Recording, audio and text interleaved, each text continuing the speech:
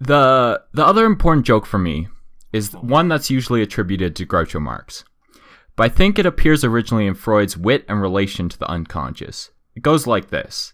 I'm paraphrasing. I would never want to belong to any podcast that would have someone like me for a member. Oh, shit. I fucked up, see? All right, anyways. Hey there.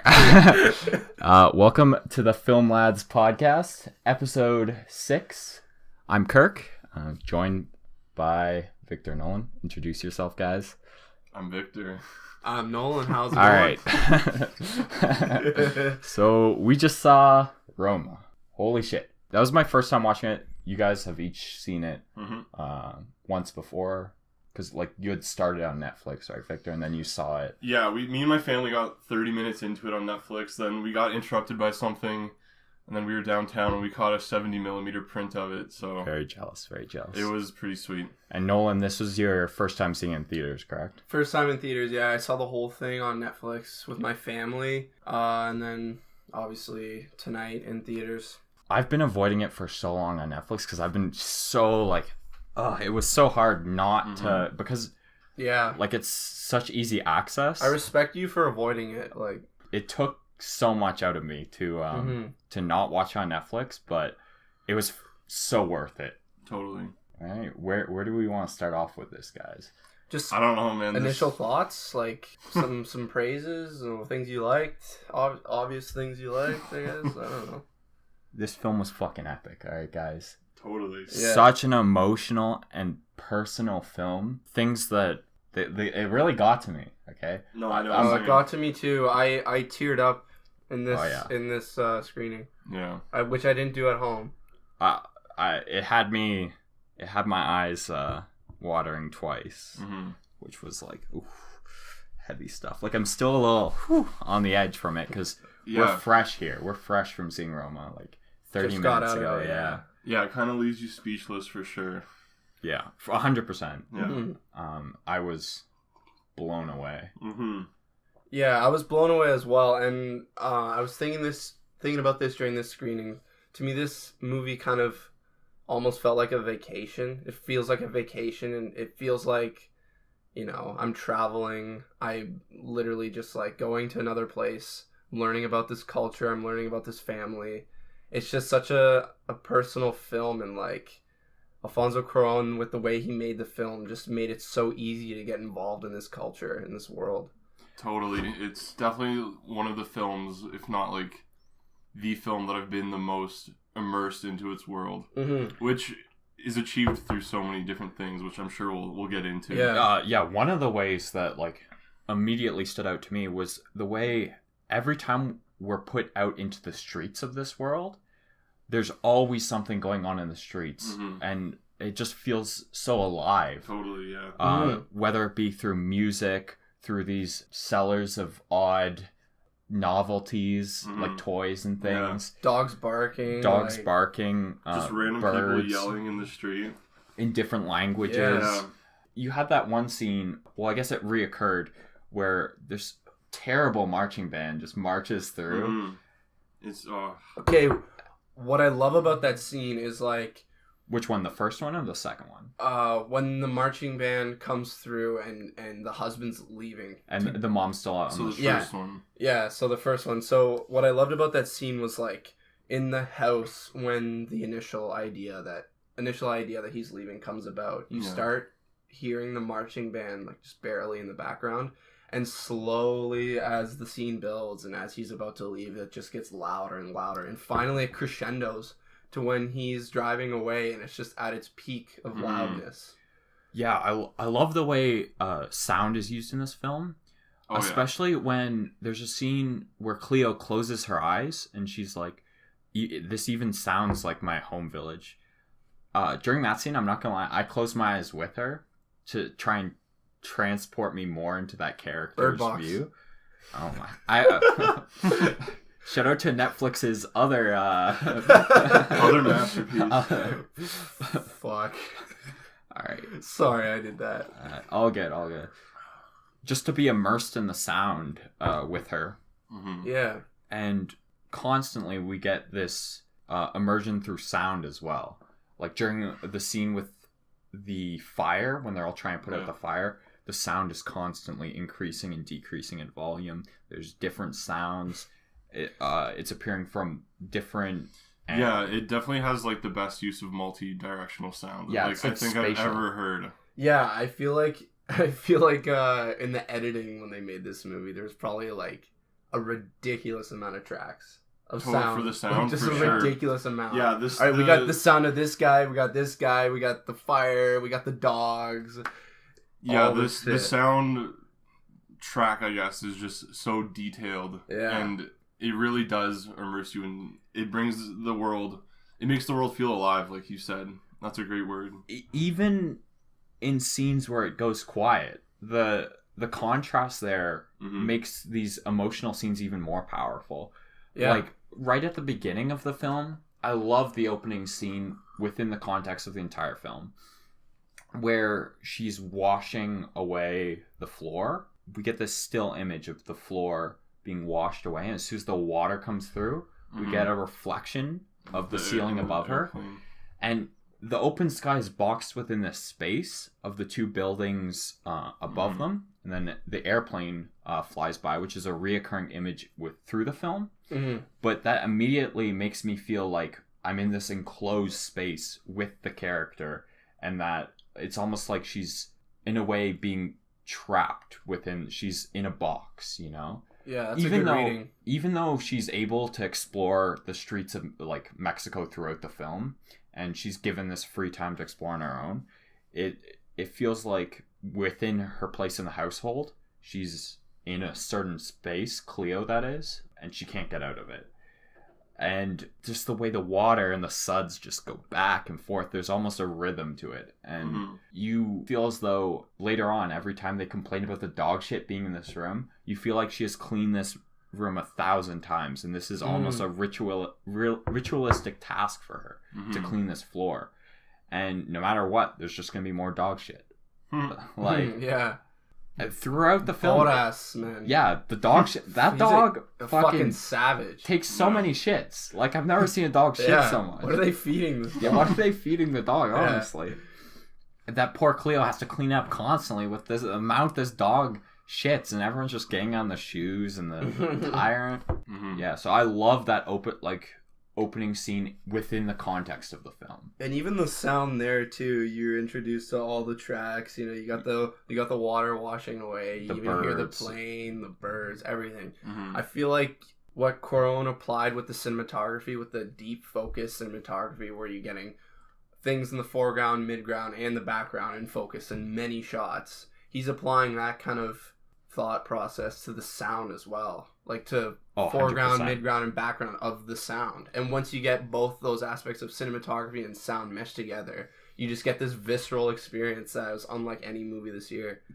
Keeping in mind with the deep focus thing, I love that scene where, Furman is his name, Cleo's lover. Fuck that guy. Yeah, fuck that guy. But in the first scene where they're in bed together, he's like doing his martial arts, and he's telling her about how it makes him feel more focused. And then at the end of the scene, it's only him in focus. And it's just like, I don't know. I love that little touch like that, where it's almost like they're aware of like the cinematography going on. I don't know. You know what I'm saying? Yeah. I get what you're saying. I don't know. I think it's coincidental, but it could. No, because he says, just like my martial arts, being with you makes me feel focused. And then we get the perspective from Cleo. No, I understand. It's a shot from her angle, and he's the only thing in focus. Yeah, because I noticed that too. I noticed that scene, like that's what I was. There's a lot of deep focus in the movie, but that scene has like more of a shallow lens, like where he's being in focus, and like the bar that he's holding onto from the shower. Yeah, it's kind of out of focus, and when he's doing all his action, he's completely in focus, and then he moves in closer to Leo as if to put like a close-up of his face, and the entire background is out of focus, and Cleo's just it makes me understand the relationship between Cleo and Furman from Cleo's point of view without any dialogue, using the cinematography, and that's what I love. Like, I love shots that can do that, because I think it's extremely powerful to use images rather than dialogue. You know, show don't tell. That Yeah, classic Of course. thing. No, yeah, the cinematography was definitely very purposeful in many scenes. I said in my review that, like, the film is primarily in these long shots that almost seem omniscient in, like, just viewing everything, but the few moments that they do use close-ups are so effective. I completely agree, my friend. Like, I love it when, you know, I'm not really that big on, like, overuse of close-ups bugs me in movies. And I feel like this movie really just used the reserved close-ups to their advantage, so that whenever they were used, it felt so much more very impactful. Emphasized, yeah. Whereas, like, if everything was in focus, you wouldn't feel that emphasis. But when we do get those, like, little close-ups, like, there's one toward the end of Cleo. Right after the stillbirth. Right after, yeah, the stillborn. Mm-hmm. There's that close-up of her face, and I just, you know, It just hits you me feel so it. hard. You just feel it. Mm-hmm. Shout out to Cleo. Amazing performance by the actress. I didn't get time to catch her name.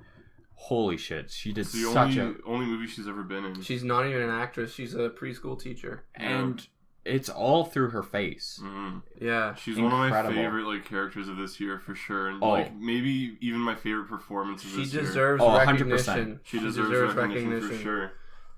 She's up there, man. Like, with one of the performances that's given me the most emotional reaction. Yeah. Yeah, 1000%. The only one I can think of that I could compare how I felt about Cleo to is a film that neither of you guys have seen, but it's one of my favorites, and that's Noriko from Tokyo Story. Just the way these women have their lives just controlled almost by everyone around them, and they're just put in these terrible situations, but their outlook on the world is just so powerful, and they're just so strong.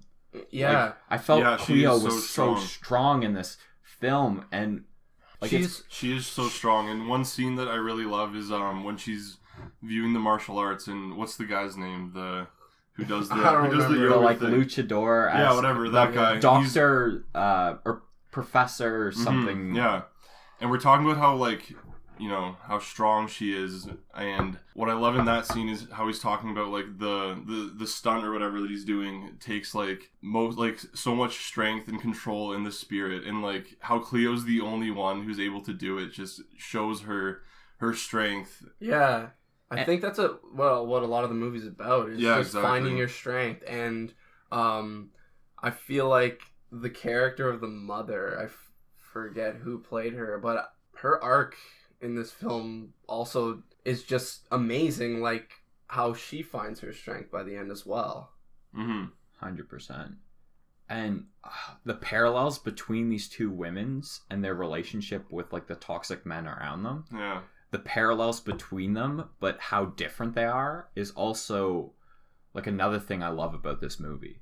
Like, it's two different worlds almost, you know? Like, you have this lower class woman who wasn't married, wasn't in a relationship, versus this woman who's relying on her spouse for money. Money becomes a worry for her throughout the film.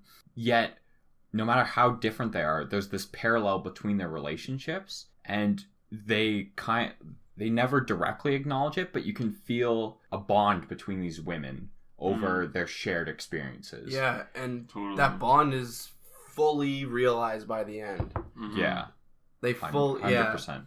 After what happens on the beach, their bond is fully realized. Yeah. Like, yeah, there's just a powerful source of love and respect for each other right at the end.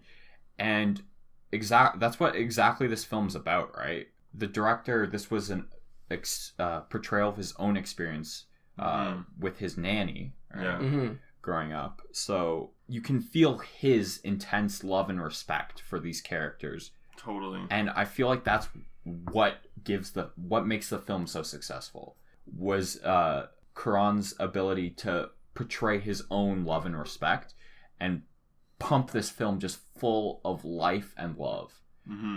Even with all these shitty, terrible things happening. And I don't know. It's so beautiful. It is so beautiful. I don't know. Like, it left me speechless. Just for sure. This is what I love about cinema. Like, this is a film that just. I totally agree. Films that use every aspect of filmmaking to tell a powerful story is what I love, and that's exactly what this film is. A powerful and personal and heartfelt, like, whew. Man. And technically impressive, too. It is impressive on a technical level. For real, though. No, like... That's one of the criteria. Yeah. But...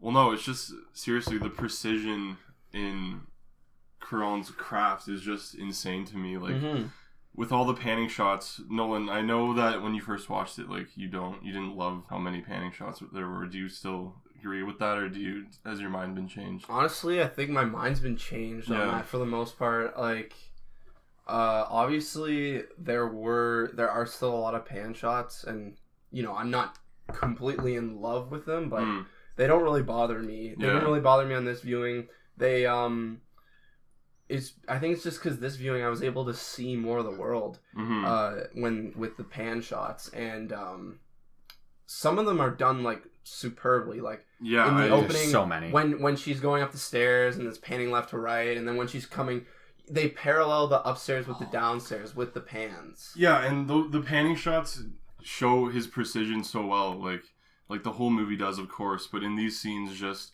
the pace of the pan is like consistent throughout the shot. Of course, and the characters are never out of frame, but it doesn't seem like they're trying to keep up with the camera. It's so authentic, and just the choreography and precision on that is just ridiculous. Staging. Yeah, there's a good dance between the character and the camera. It's kind of like a ballet. Yeah, but it feels so authentic the whole time. The perfect example of that to me is the scene where they're going to buy the crib. And there's this outbreak outside. So we pan from the salesman of the crib over to the window where everyone in the department store is heading over to this window to see what's going out. Yeah. And all this crazy shit is going out outside. I don't know if you guys could hear me say this, but I literally like was gasping. Yeah, I heard you say when her water broke. I heard you like I heard you say something. I vocally. I did not hear. You were like, oh no. I so funny. I vocally had this. Usually doesn't happen, but I was so engaged with the story that I had several moments where I had to just go, "Fuck no!" Like, please. I know. No, I totally know what you mean. And just the fact that I was so engrossed that I had these moments within the theater, just... It's so engrossing, and I think that seeing it in theaters, like, is a huge part of... Yeah, I'm so glad I had this experience. Yeah. Yeah, I enjoyed it. I loved both experiences, obviously, but this one just kind of better in all... Well, of course, like... every way, you know? Yeah. I feel like that's the way to watch films, right? That's the way to consume cinema. I like feel like as much as I like, I'm an advocate for criterions. You know, the way to see them is in theaters. Yeah, a good film is better in the theaters, and a shitty film is worse in the theaters. I would disagree. Sometimes a shit film is still better in the theaters. Sometimes. Yeah, I agree. The prime example being The Room. Yeah, but that's because of audience participation. Exactly. I think The Room is just better with the crowd in general, not necessarily the screen you watch it on. Yeah, no, what I mean is any like aspect, your attention is drawn to things easier in the theater, so you're gonna notice things you don't like as much, or more, and you're gonna notice things you like more. It's gonna have a bigger effect on you. So, question for you guys: since this is like the second big film from recognized auteurs that Netflix produced this year, the other being the Ballad of Buster Scruggs.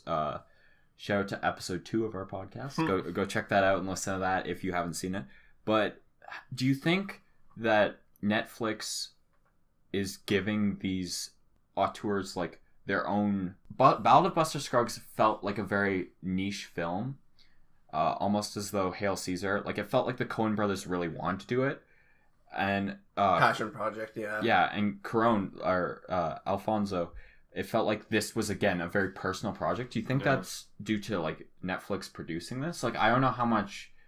What do you mean? I don't know. Like, do you think they offer more creative freedom than these Yes. other big studios? Yes. That's what I'm curious about. Yes. Well, have you heard about what went down with Scorsese's The Irishman? No. Well, all I know is the basically, budget just...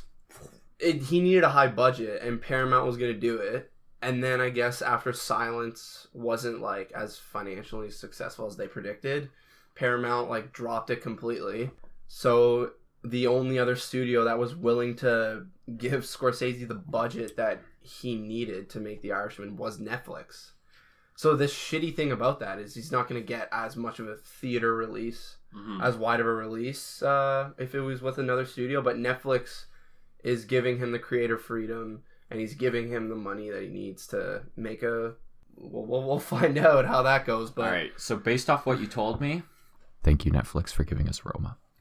Yeah. That's all I have to say. But That's the only time I'll ever you. thank Netflix in my life. Yeah, thank you, but Go fuck yourself. But I wish I could have seen Buster Scruggs in the theater. Oh, yeah, 100%. Like Roma, there was more It was opportunities. playing in several places, but Roma is obviously the Yeah. bigger film there. Yeah, nowhere around me though was Scruggs playing in theaters. This film's gonna have a legacy. Oh, for sure. 100%. I haven't explored Mexican cinema that much, but I feel like this is just gonna be the epic. Like, other than the Holy Mountain. That's the only other epic in Mexican cinema that I can think of off of the top of my head. Yeah, I feel like I've seen more Mexican cinema, but Holy Mountain and Roma is the only two I can think of right now. Yeah, off the top well, of my head. Del Toro's Spanish language... Oh, Pan's Labyrinth. Okay, those three films... Pan's Labyrinth. Those three films have, like, epic stats now. And I hope this gives more opportunity to, like, give a voice to Mexican filmmakers. And, like, in the future show that... because Netflix has had this success with Roma, I hope they give an opportunity for more foreign directors to have a voice in their community. Because Roma is definitely the best thing Netflix has ever done. Easily. You guys want to hear something kind of funny but also kind of sad about my first viewing experience of Roma? What's that? Alright, so I completely misinterpreted what I heard on the news about this movie. I knew it was autobiographical, and I knew that, like, Roma was about... I heard someone on the news say it was about Alfonso Cuaron's mother. So when I watched the movie, I just assumed that Cleo... I assumed Cleo was the mother. Jeez. And as we were watching it, I told my family, I was like, hey... did you guys know that the kid that she's pregnant with is Alfonso Cuarón? I told them all that. Jesus. And then like when they were going to the hospital, I was like, oh, Alfonso Cuarón, here he comes. Fuck, man. And I was like, wait, what? Jeez. That's Yeah, hilarious. Oh my god. It's hilarious, but fucking plot twist, man. So, do you guys have any other interpretations of the planes? Because, like I said earlier, I saw them as... I know he addresses them as some sort of passing of time, but I also see them as some form of, like, escapism. Like this far-off, distant, like, objects that's almost out of this world. And the one other scene that made me think this a lot was the when they were in the movie theater. The movie that they're watching to fucking love get that out. shot. Yeah, the amazing shot, but features Trippy highly scene in the planes. Yeah, Yeah. movie within a movie. Yeah. Oh my god. But do you guys have any interpretations of the reoccurring visual motif of the planes there? I'd say I do. Well, like, remember I said that to me this movie kind of feels like a vacation, or like we're traveling, and to get kind of symbolic, you oftentimes take a plane to travel places, so maybe the plane could mean that you're gonna travel to Roma, so that's the plane at the start, and when it reappears at the end of the film, we're leaving Roma. I don't know, like, that's just one way to look at it, I guess, but... Why did the other nanny Why did the other nanny not get to go on any of the other trips? Okay, that's what I was thinking. I was like, okay, Cleo's awesome. I love Cleo, but her buddy, like, maybe she's more just part-time. I don't know. She's a part-timer, all right? I don't know. That was just a little thing that was like pissed me off. It's like, Cleo's gonna go to the beach with us, right? And then her friend's like, yeah, it'll be good for you. But it's just like, don't you want to go to the beach? Like, Victor, Victor, do you have, as we're watching the movie, when Cleo was able... Oh, fuck, actually, we already talked about this. How it just symbolizes her strength as a woman. Yeah, her strong spirit. You're talking about her... balancing scene, yeah. Because when we were watching that scene in the theater, you turned to me and were like, what do you think that means? And I just said, I don't really know. But like, I kind of in the back of my mind kind of, oh, it's just her strength. But yeah, I already talked about that. I forgot that we talked about that. Do you think, so you have this other plot line sort of happening in the background. Same thing with Suspiria, where this political plot line happening in the background of the film. This one, I think, achieves a more subtle approach than Suspiria. Absolutely. And it builds up to a huge payoff later on. But when they're training there and they say they have this American gringo training them, and it's this U.S. soldier, like U.S. Marshal, like straight out of Full Metal Jacket here, yelling at these guys to pick up their sticks, and then later they're the ones beating up the protesters. Do you think this film is making a political statement in terms of how, what's the guy's name again there? Furman treats Cleo, and he's seen as the asshole of the film. He's a fucking jerk. Like, I don't know. Do you see any connection there? Any parallels there? Or am I just drawing straws? I'd say that I think Cuaron is just doing. He knows so much about this world, and he's just doing everything he can to engross us into the time period. So, like, you could look at everything from the riots, the political subtext, the films that they're watching. You know, the just all the environments they go to, the forest fire, the rock music that the guys are rehearsing, because it's kind of like a phase going on at the time. But I feel like for me, the whole riot scene and when the shit's hitting the fan, at that part of the movie, I feel like it's just kind of paralleling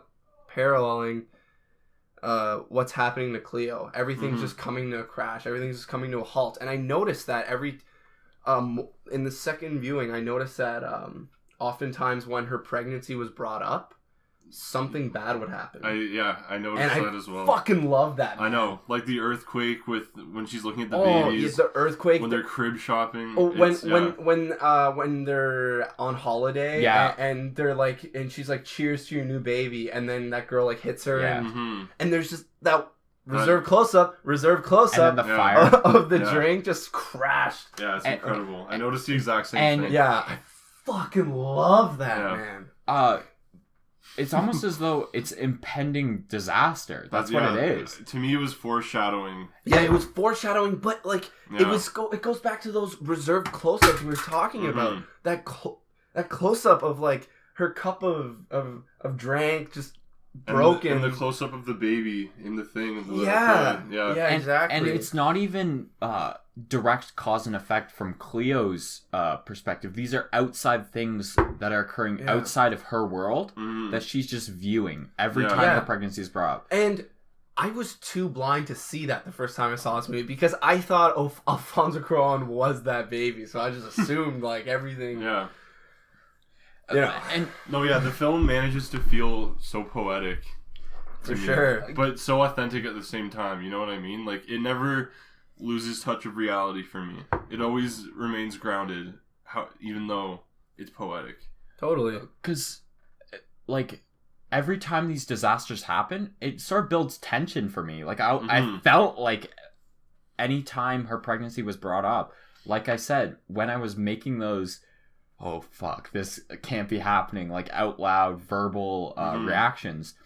I think the reason they were so strong for me is exactly because there was this build-up, slow, intense build-up of where all these bad things were happening, but nothing really bad happened. Like, when the earthquake was happening and this baby's shelter was covered in rocks, the baby was still breathing, right? Nothing too bad happened, but it made me feel as though and the shot holds, like, yeah, they don't show it for like a second or anything. Yeah, he makes us watch that for a bit. Yeah, I definitely think Cleo's struggles are like reflected in the setting, in those examples, and when she exits the movie theater and she realizes that Furman ran away, like, she's just overwhelmed by all these things around her and all these sounds, and like we totally feel that with her. Like, well, one thing that felt so authentic too, and this was something that my dad pointed out to me when we were watching the movie for the first time, and he picked up on it right away when they're in the theater making out, and Furman's kind of like, "What's up?" and Cleo's like, I'm late, like I think I'm pregnant and all this stuff. And then he says, "Oh, that's good," and everything. Right when he said, "Do you want any ice cream?" my dad knew exactly what was going on, because apparently that phrase has some meaning as to like escape, like I don't know, there's some kind of known historical phrase saying, like, when you're in a movie theater and you ask your girlfriend, do you want ice cream, because you're going to the bathroom, and you say, "Do you want ice cream?" Apparently that kind of means that you're gonna ditch, you're gonna escape and not see this girl ever again, and that's what he's trying to do there. Your dad's ruthless. I'm not saying he's ever done that. Going back on something that was talked about earlier, when I was trying to like make that statement about Furman and the way his character develops, because you see him training, and that's, to him, that's the most important aspect of his character. And then we realize he's training just to beat up these fucking protesters. When we turn around and pan and see that the one holding a gun up to Cleo is Furman in that one shot, I had this gut wrench in my stomach. Because he said in that past scene, like, "If you come and see me again, I'll beat the shit out of you. And your little one. And your little one." Yeah. I was so scared for Cleo there. Oh my god. I've never felt like so tense for just few seconds there. And I felt like there was so much payoff for that story arc, and all of the arcs just end so well. Like the beach scene. Where that's what I was gonna get into in a bit. I was gonna say, can we talk about the best scene of the year? Easily, it's the best scene of the year. Well, yeah. Well, I don't know. For my money as well. Yeah. But one of my favorite scenes ever. I'm trying to think. Kirk's got the silent thinking going on. It's over here. So good. Maybe. I might agree with you guys. We'll see at our top 10 end of the year list when that happens. Yeah, we'll talk about scenes. Yeah. But the beach scene, when she saves these two children and they're all huddled around together, and she just confesses. She says, "I wanted the child to be stillborn." Holy shit. After that, it's like almost a weight has been lifted off her. We see her smile for the first time in the film. In the car coming back. It's so powerful. Throughout the film. Just finally that she could admit to herself that she didn't want this child to be born. What do you think the reasoning for that was? That she didn't want this child to be born? To me, it was all this impending doom before. She sees the world as just this chaotic place of destruction, and she doesn't think that this child, she doesn't want to raise a child in that world. Earlier, when she's lying down with the child and with the other kid, Pepe, and then she's like, being dead is nice, you know? Yeah. The fact that she recognizes that, and then her life, she enjoys life more after that, is just... I think that arc is just... you could look at two visuals that one that appears near the start of the film and one that appears at the end, how they're very similar, but the way Cleo interprets it is completely different, and it defines her arc. So the shot that I'm talking about is earlier in the film when they're watching TV, and one of the kids puts her arm around her because he loves her, and at the end of the film when they're in the car, she's holding one of the kids, and one of the other kids, they wrap her arm around her and they're like, I love you, Cleo, and she's like, I love you too. And I think at that moment it takes on a different meaning because she now sees it, whereas before she didn't like take that in.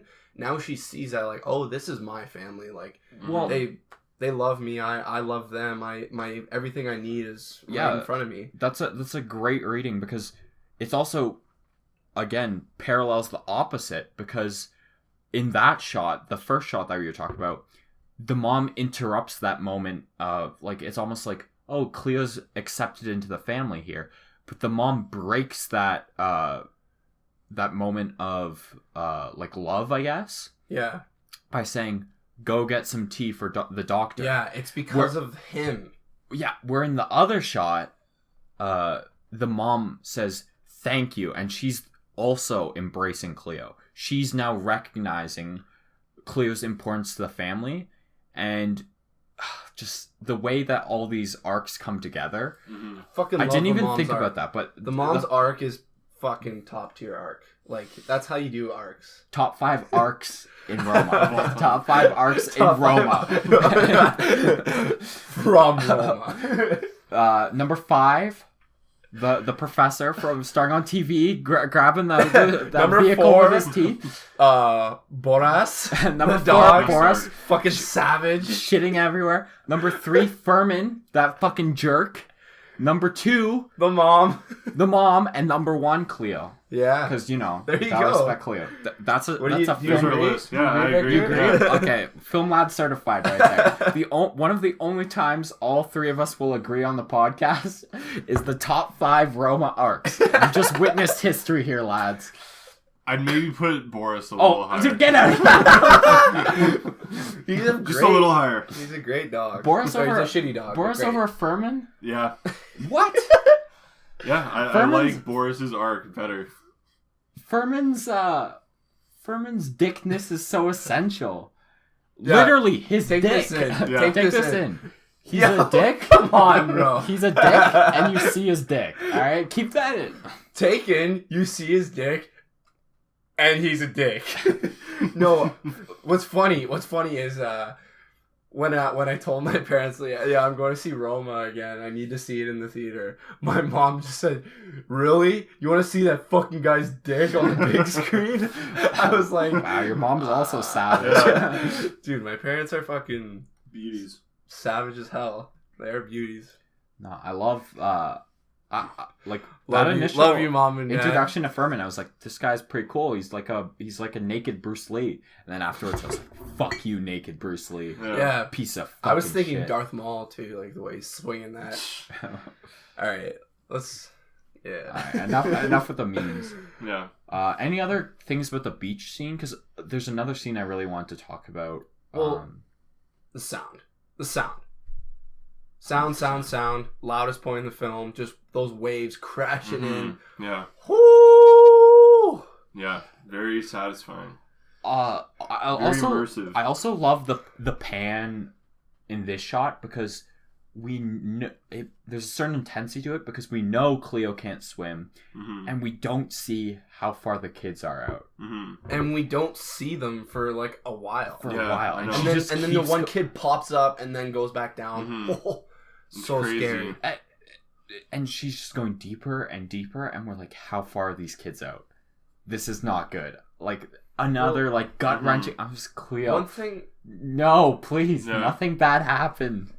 One thing that kind of I don't know if it bugs me at all, but maybe a little bit.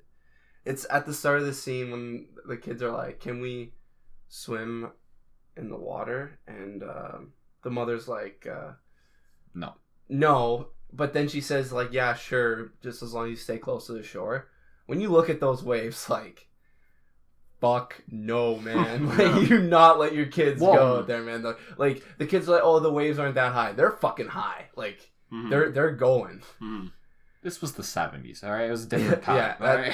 I'm giving it a pass. Yeah. I'm giving it a pass. Yeah. You're giving Scorsese a pass. Okay, we can't reference ourselves. Yeah. No, we don't have enough viewers for that. We need to make a compilation every time we reference ourselves and then critique us for referencing ourselves. Well, me critiquing us for referencing it. I swear I've done that already. Yeah. Anyways, beach scene. Anything else to add, Victor? Because it looked like you. I love the beach scene, but I just wanted to say I was watching the directors roundtable or whatever, and I watched that too. Who was on that this year? Bradley Cooper, Spike Lee, Yorgos Lanthimos, the girl who did "Can You Ever Forgive Me?" Yeah, I forget her name. Shit. There was someone else. I was thinking of Up the Sunshine. I can't think of the other person. Okay, I need to watch sorry, this. tell your... They got... That was the first take that they did, that beach scene. Yeah. They had to build like a rig? Like a pier into the water to get that track into the beach, and apparently it got destroyed or like after the first take or something. Well, you can tell the storms are coming with those waves, you said. Well, that round table's not like released. There's just a few clips. I hate how they do this, but they release like clips at a time. Really Who is it that does it again? Like some that shitty interview or something like Variety or something. It's not Hollywood Variety. Reporter. It's Hollywood Reporter. Yeah. Okay. That shitty interviewer. It's really bad. I hate that guy. Yeah. I love Spike Lee at that moment. Did you see the one with Viggo Mortensen? Wait, I haven't seen it yet, guys. Yeah, I did. Would you ever play a black guy or whatever? What? Dude. Yeah, he asked Viggo Mortensen. He's such an idiot. That's cringy. It's so stupid. Man, that's cringy. I felt so bad for Viggo over this whole, like, award season. He's just, this is a whole other discussion, but he's getting, like... I feel so bad for the guy. I know. Viggo's always been an interesting character. Yeah. For sure. Like, he's definitely a legend, but, like... A lot of people are He's Aragorn, man. You gotta follow that guy. Aragorn, man. You gotta say it right. I can't pronounce anything right, man. That's all good. It's all good. Especially Lord of the Rings, man. But he's getting way too much backlash. Anyways, I remember watching that clip from that round table where Spike Lee's like just fucking complimenting him. Like, I've never seen a shot like that. I've never seen a shot like that before, man. Like, and then he puts his hand out, like shakes his head, so funny. dabs him up. Yeah. Like Spike Lee dabbing up fucking Cuaron. It was awesome. One of the best moments of the year. I have to see this now. It's really great. Maybe we'll intersplice that just quick. Spike Lee doing that. He jumps in. He's kind of like fuck this interviewer and just dabs Cuaron up like. Whichever one of you's editing this or editing the video for this, we'll put a clip in of that right here. yeah. Just cut it right here. Boom. Never seen a shot like that before. Oh, thank you, man. Okay. So beach scene, sick. Another scene that had me in total awe was the fire. Oh my gosh. Whew. It was incredible. Yeah, that's hot. That's hot. Oh, that's hot. That's hot. Yeah, that scene. I don't know if I like the beach scene more. I was gonna say controversially. That's what I was thinking about earlier when I had that long pause. Do I like the fire scene more? No, I like the beach scene more. Mm-hmm. I've just decided. I've finalized it. But the fire scene still had me in awe. There, this fucking boogeyman motherfucker. Mm-hmm. What? Why does he start singing the song? I don't know. Is this guy like drunk? Like, I don't know. What? It's New Year's, man. I have no. But everyone else is like all the other drunk people. Even the guy who groped the mother earlier, or like attempted to grope it, and she's like, "You're drunk." Even he was like trying to put out the flames. Nah, the boogeyman. He's just like 5, 4, 3, 2, 1. Happy New Year! And everyone else is like trying to put out the fire. What's the context? I don't know. I have no interpretation of the guy singing, but I don't really need. I love it. I don't really need one. It's so. Yeah, it's just so engrossing. And Guys just having a good time. Yeah. It's just an amazing sequence. I think it just does this juxtaposition with what's going on in the background. It's a juxtaposition, but going off what Victor's been saying, it never breaks immersion. Mm-hmm. It's out of place. It's so out of place. But it's totally makes sense. Mm-hmm. Yeah. Why? Like, it shouldn't work, but it does. Mm-hmm. And it's just... Yeah, that's another scene that feels really poetic to me. Would you almost relate this to like poetic realism in a sense? That's interesting. Like the same sort of way that it encapsulates realism and real world events and such, but has that poetry to it. I think that's a good comparison. Yeah. For that scene anyway, I don't think, for many scenes in the film. I maybe think not just all of the film in general can be described as poetic realism. Even with these like crazy things that happen, these not out of world, but like the earthquake is something that's foreign to us, right? Yeah. In Canada, I don't know how often it happens in Mexico, but to me, it felt as though all these phenomenons were happening, yet it still felt real. Yeah. Like the political riots and stuff. Totally. Also, adding on to the impending doom earlier, the first taste I got of that was when she walked in, and the kid was just casually like, "Oh yeah, someone was throwing water balloons, and they shot him in the head and killed him." It's like, holy shit. Yeah. What's gonna happen in this film? If they're talking about this casually, what kind of crazy shit am I in for? Yeah. That's I don't know. Yeah. Fair enough, yeah. That's that. Water balloons. Another thing, the kids, the way the kids play in this film with the beach scene and that scene where they're fighting and the guy throws the egg and almost kills his brother. That's not an egg, man. No, like I thought it was like one of those like Fabergé eggs like on display. Okay. What else would it be? Like I don't know. Yeah. I thought it was one of those like I not an know what you actual mean. fucking egg. Jesus Christ.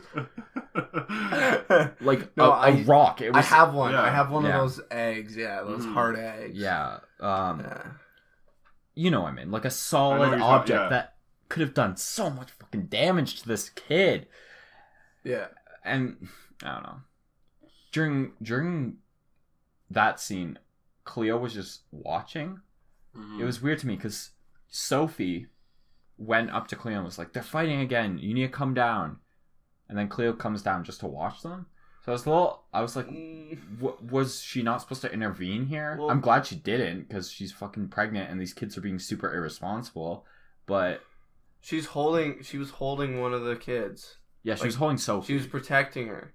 Yeah. She kind of just wanted to stay out of it and protect. I feel like I don't know. That just confused me a little, but nothing enough to like discredit the film at all. I'm just like confused by motive there, but then again, Sophie's a kid, so like maybe she was just wanted Cleo there for protection, like what you said. Yeah. All right. Anything else from you guys on Roma here that we want to discuss? I don't know what else to say. Like, this is a pretty amazing movie.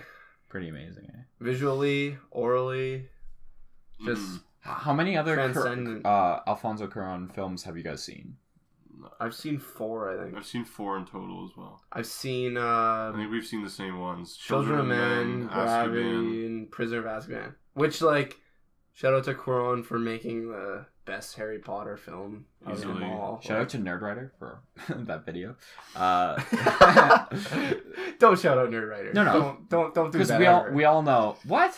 No, he has some good videos. That Prisoner of Azkaban video is one of his best videos. Yeah, It's a good video. Yeah, That's why I was shouting out that video. No, I don't know why I said that. He's got some good videos. I haven't watched Nerdwriter in forever, but that was a sick video. Yeah. Yeah. Children of Men. Oh. Yeah. Gravity kind of is but Children of Men. I haven't seen Gravity. But I like Gravity. I don't love I have Gravity. no desire to ever see Yeah. Gravity. I hate Sandra Bullock. Sandra Bullock sucks. I despise her. Look, I was thinking the other day, like, she's so famous. She gets paid so much. Not in any good movies. Except for maybe Gravity. I like Gravity. I like her in Ocean's 8 this year. But didn't I'm still see it. medium on that film in general. Like, it's only a film. I don't love it, obviously. I just like it. Like, Only I'll ever watch I that definitely... Like, the only reason I watched it was because I had some interest in the Ocean's film themselves. Mm-hmm. So just to, like, keep up with that, I was curious how they would tackle that. But that was just a personal investment. Yeah, no, totally. Anyways, enough Sandra Bullock. I respect her, like, as a person and everything, but, like, I don't know, her career is kind of just, like, shitty to me. Hot take here, alright? Is Roma his best film? Yeah. For me, easily. Well, we haven't seen... We haven't seen You Mama Tambien or whatever. And he has another one, I think. Yeah, he has one he doesn't like. With Gwyneth Paltrow, I forget what it's called. He didn't write the screenplay for it. But, I don't know, it's really hard to pick. Because, I mean... Don't you like the Harry Potter one better? Really? Over Children of Men? I'm a Harry Potter fan, and, like, he made the best one, and it's, like, way better. Well, Harry Potter fan. I like half the Harry Potter movies, and he made by far the best one. But thinking really hard about it, I guess I'd say Children of Men is my favorite. Then, I don't know. It's hard to say. I haven't fucking watched Prisoner of Azkaban in years, so... For me, it'd be Roma, then Children of Men, then Azkaban, then Gravity. I love Children of Men. I think that film's a masterpiece, but I'm gonna have to agree with you, Victor. Roma is fucking amazing. It's his masterpiece. Yeah, even though I think both are masterpieces, it's like an easy answer for me. It's just a personal, beautiful delve into this world that I didn't know I would be so invested in, but now I am. Yeah. And I feel like this film will be in my vocabulary, along with Children of Men, for the rest of my cinematic, like, our podcasting career. Like, I'm sure we'll bring up Roma again. Definitely. Like, I really love The Revenant. I know you guys like it, but maybe don't love it quite as much as I do. I fucking love The Revenant. Yeah, but not as much as me, I would say. Yeah. Like, it's one of my all-time favorite movies, and this is probably my, like, favorite new release I've seen since then. Personally, like, I can't remember the last time I've seen a movie this great. Well, The Revenant, I guess. It's a bold statement, but, like, I understand it. Like, I just haven't emotionally responded to a movie this way. I would agree on the emotional standpoint, but I have other favorites. No, of course, but I don't know. And this one stands out to me. The way this film does emotion just does so much. Yeah, totally. Yeah. That being said, lads, let's finish this off with as much as I don't like giving films a final score, since we've been doing it anyways, what would you guys give this film? Nolan, I guess you can start us off there. Well, the first time I watched Roma, I gave it an 8 out of 10. That was at home. Now I saw it in the theater, so I give it a 9. I bump it up. It's definitely a great experience. So yeah, 9 out of 10. Fucking awesome. Right on. 10 out of 10 for me, as you could probably predict by my bold statements on the film. All right. And fresh off the Roma hype train here, I'm gonna go with Victor on this one. 10 out of 10. Fucking amazing masterpiece. Go see Roma in theaters before it leaves the theaters. You won't regret it. I'm gonna go see this film again. I'm determined to go see it again in theaters before it, because it's having a very long run in our local theater here in Waterloo, Princess Cinema. Shout out to Princess Cinema. Pretty good low-key theater. Yeah. But they're having a really long run of Roma, so I'm definitely gonna give Roma a rewatch in theater, because it's an unreal experience, and we all highly recommend it over watching on Netflix. 100%. Oh, that was fucking cool. That was fucking cool. Oh, that's hot. That's hot. All right, with that being said. And bye-bye.